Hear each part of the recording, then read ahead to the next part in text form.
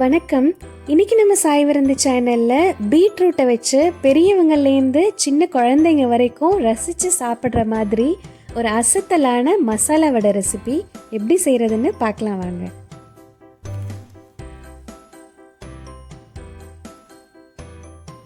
வடை செய்கிறதுக்கு நான் 1 கப் கடலைப்பருப்பு எடுத்திருக்கேன்.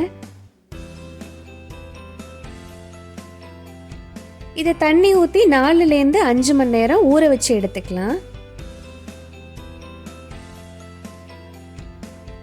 பருப்பு நல்லா ஊறினதும் இது மிக்ஸி ஜாருக்கு மாற்றிடலாம். இதில் 6லேருந்து 7 பல்லு பூண்டு, 1 ஸ்பூன் சோம்பு சேர்த்துக்கலாம், பெருஞ்சீரகம், சோம்பை ஊற வச்சு சேர்த்துக்கலாம். இது எல்லாத்தையும் கொஞ்சம் கரகரப்பாக அரைச்சி எடுத்துக்கலாம். கொஞ்சம் கரகரப்பாக அரைச்சி எடுத்துக்கோங்க, அப்போ தான் வடை கடிச்சு சாப்பிட்றதுக்கு நல்லாயிருக்கும். 1 வெங்காயத்தை இந்த மாதிரி நறுக்கி எடுத்திருக்கேன், அதை இதில் சேர்த்துடலாம்.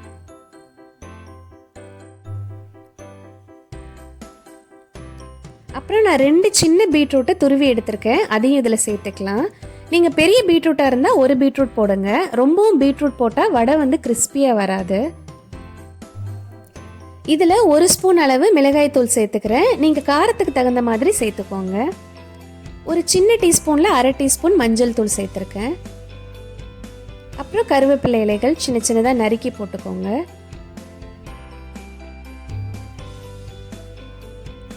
ஒரு கைப்பிடி அளவு மல்லி இலைகள் சேர்த்துக்கிறேன். மல்லி இலைகள் நிறைய போட்டிங்கன்னா நல்ல வாசனையாக இருக்கும் வடை.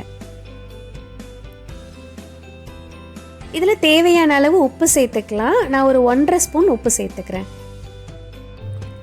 இது எல்லாத்தையும் ஒன்றா பிசைஞ்சு எடுத்துக்கலாம். இதில் பிசையும் போது தண்ணி சேர்க்காதீங்க. தண்ணி சேர்த்திங்கன்னா வடை எண்ணெய் குடிச்சிரும். அப்புறம் நமக்கு ஷேப் கரெக்டாக வராது.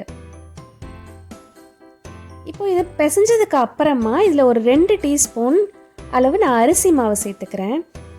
இது முன்னாடியே போட்டு பிசைஞ்சிங்கன்னா அப்போ தண்ணி தேவைப்படும். இப்போ வெங்காயத்தோட தண்ணியே அதில் இருக்கும். அதனால அதுக்கப்புறமா போட்டு பிசைஞ்சிங்கன்னா ஈஸியாக பிசைய முடியும். அது மட்டும் இல்லை, வடையும் நல்ல கிறிஸ்பியாக வரும் இந்த மாதிரி செஞ்சோம்னா. ரொம்ப அரிசி மாவு சேர்த்துறாதீங்க, அப்புறம் வடை நல்லா அழுத்தமாயிடும். அவ்வளோதான், வடை மாவு ரெடி ஆகிடுச்சு. இப்போ நம்ம வடை செய்ய ஆரம்பிச்சிடலாம். வடை செய்கிறதுக்கு நல்ல குழிவான சட்டியாக பார்த்து எடுத்துக்கோங்க. நான் என்னோட ஃபேவரேட் மண் சட்டி தான் எடுத்திருக்கேன். எண்ணெய் நல்லா சூடாகட்டும். இப்போ நல்லா சூடாகிடுச்சு எண்ணெய். இப்போ ஒவ்வொரு வடையை நம்ம போட்டு எடுத்துடலாம். இது உளுந்து வடை மாதிரி நீங்கள் இலையிலையோ இல்லை கவர்லேயோ வச்சு தட்டணும்னு அவசியம் கிடையாது. சும்மா மாவை உருட்டிட்டு கையிலே வச்சு ப்ரெஸ் பண்ணி ரவுண்ட் ஷேப்பில் நீங்கள் போட்டுக்கலாம்.